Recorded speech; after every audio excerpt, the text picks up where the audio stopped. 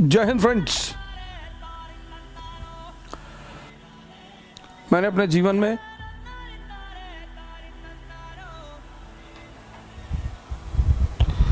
एक लंबा संघर्ष किया है। खाने के लिए भी सोचना पड़ता था सर। दिल्ली में जो डीटीसी के स्टॉप है, यहां पे सोया हूं।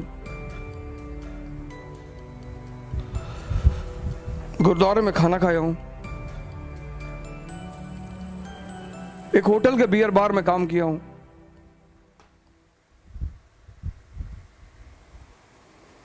कभी फुर्सत से बताऊंगा आपको।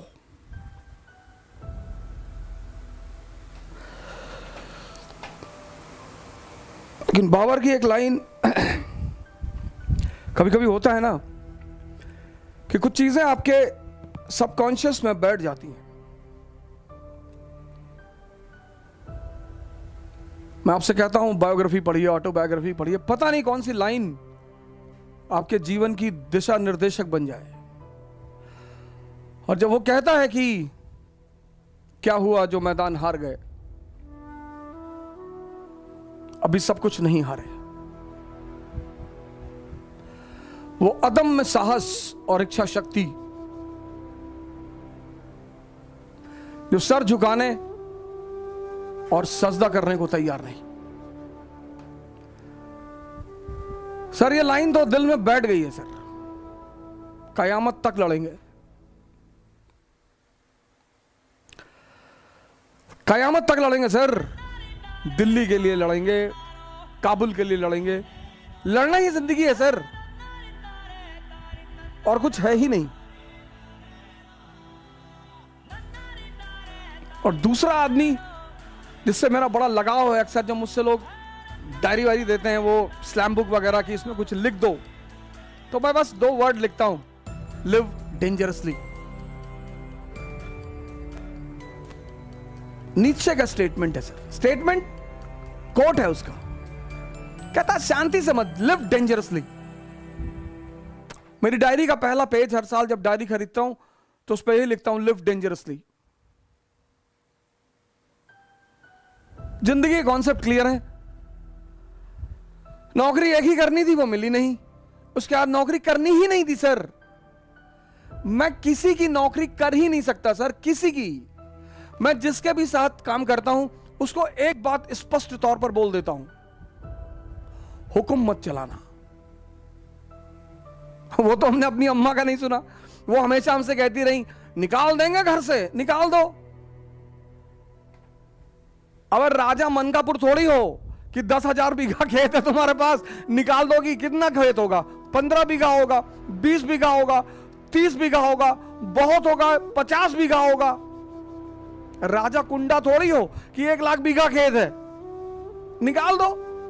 15 बीघा खेत के लिए गुलामी, धमकी मत दो।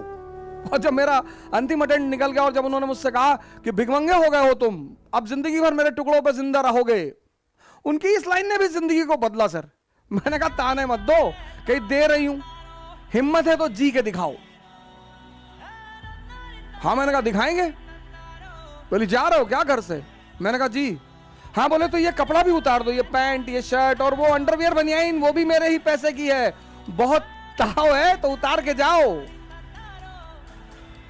सर मां बाप की मोहब्बत महान तो होती है सर, कभी कभी उनकी नफरत बड़ी फायदेमंद होती है सर। अगर वो मुझे नहीं भगाती ना, मुझे सहारा दे देती, भगवान के आशीर्वाद से हमारे साथ हैं, और मैं उनसे कहता हूं कि अगर आप मुझे सहारा दे देती तो मैं एमबीए कर लेता, मैं आपके साथ वकालत कर लेता, आप मुझे लखनऊ हाई कोर्ट में स्टैब्लिश करा देती, शायद मैं भी एक आम इंसान की तरह ही रह जाता। लेकिन उनका वो भगाना, वो वरदान बन गया सर। बहुत बहुत बड़े सहयोगी रहे मेरे संघर्ष के। मोहम्मद हुसैन भाई हैं, पता नहीं, हो सकता कहीं मुझे बैठकर सुन रहे हो। किसी जमाने में विमर्श नाम की इलाहाबाद में कोचिंग चलाते थे सर। वो मुझे पढ़ाने के बदले में सिर्फ खाना खिलाते थे, पैसे भी देते थे, कभी कभी मूड करता था तो पैसे भी देते थे, और बड़ी मदद करते थे। और मैं उनके साथ मनमोहन चौराहे पे मस्जिद है, मैं वहीं पे उनके साथ कभी कभी रहता था।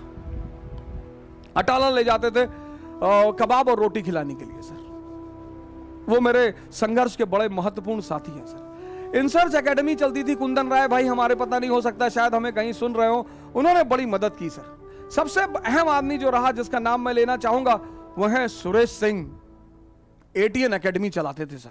वो पहला आदमी है मेरे जीवन में जिसने मुझे एक अच्छी रकम मेरे हाथ में रखी पढ़ाने के एवज में। अरे कहा हो जा सर, आप पैसा ले जाइए और कभी आपको जरूरत हो तो हमसे मिलिए। अभी इलाहाबाद हाईकोर्ट में वो प्रैक्टिस करते हैं सुरेश सिंह। बहुत मर्दाने किस्म के आदमी। अभी तो काफी दिनों से मेरी बातचीत उनसे नहीं हुई, लेकिन उनसे बड़ा अच्छा वो रहा। फिर मैं दिल्ली चलाया, मेरे एक बड़े अहम सहयोगी रहे नीरज तिवारी जी। उन पर तो मैं एक अलग क्लास ले ही लूंगा। बड़ा रोल रहा उनका मेरे जीवन में। और मेरे मित्र हैं मनोज जायसवाल। अभी वो एक इंटीग्रिटी आईएएस करके संस्था चलाते हैं। उनका एक बड़ा अहम रोल रहा। बड़ी बहुत जबरदस्त सहायता की उन्होंने मेरी मुसीबत के वक्त में। और नीरज भारद्वाज जी हैं, राव आईएएस में पढ़ाते हैं, ज्योग्राफी पढ़ाते हैं। के बशर साहब हमारे इकोनॉमी के टीचर हैं, उनका नाम लिए तो मैं वो बात ऐसे बड़े सारे लोग हैं, मैं सबका नाम तो लेना ही चाहता हूं। और कभी मौका मिले तो इन लोगों का जो एक ऋण है मेरे ऊपर, वो ऋण भी चुकाऊंगा सर। लेकिन संघर्ष डरने की चीज नहीं है सर। संघर्ष मजा लेने की चीज है सर। कोई नहीं है, कोई किसी को फोन मिलाओगे काट देगा। जो संघर्ष से डर गया वो मर गया। सर मैं आगरा पढ़ाने गया, हमारे अमित भाई वहां कोचिंग चलाते हैं, सेंटर ऑफ एम्बिशन, ऐसे कुछ नाम है उनकी कोचिंग का। सेंटर ऑफ एम्बिशन आगरा में है, बड़ी फेमस कोचिंग है। अमित भाई चलाते हैं, अमित सिंह हमारे, बहुत जबरदस्त आदमी, बड़ा फैंटास्टिक टाइप के आदमी है। आज भी हमको बुलाते हैं। वो आप आगरा एंटर करेंगे तो एक चौराहा पड़ता है, वही चौराहे पे उनकी कोचिंग है, सेंटर ऑफ एक्सेलेंस या सेंटर ऑफ एम्बिशन, ऐसे कुछ नाम है उनकी कोचिंग का। तो मैं उनके यहाँ पढ़ाने गया, क्लास लेने गया। तो सर मेरे जो कपड़े थे पढ़ाने वाले वो गीले थे, पैसा था नहीं जेब में, और कॉल आ गई कि भाई आपको वहां आके पढ़ाना है। मैंने कहा यार वहां पढ़ा देंगे तो 10-20-25 हजार रुपए मिल जाएंगे। तो सर नीरज तिवारी ने क्या किया, वो जो मेरे कपड़े गीले थे, वो बंदा, हम यहां से आए सराय काले खां, और सराय काले खां से हमने बस पकड़ी और हमें आगरा जाना था। तो वो रास्ते भर वो मेरी शर्ट को बाहर ऐसे लटकाए रहा कि हवा चलेगी तो सूख जाएगी।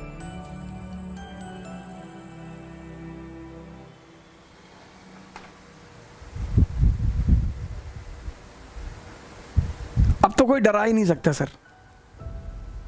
हर रंग, हर रूप जीवन का देखा है सर, हर मौसम देखा है, हर चीज बनाना जानते हैं।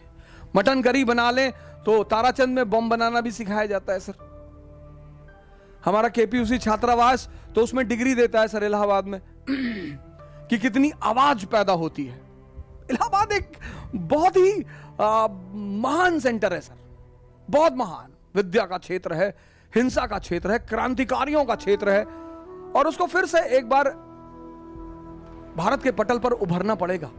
जब भी भारत का पुनरुत्थान होगा तो उसकी धारा फिर से इलाहाबाद से ही बहेगी, क्योंकि उस मिट्टी में है कुछ। हमारे यूनुस खान साहब हैं, परिवर्तन आईएएस चलाते हैं, बहुत ही जबरदस्त आदमी, पॉलिटी पढ़ाते हैं, और क्या पॉलिटी पढ़ाते हैं सर।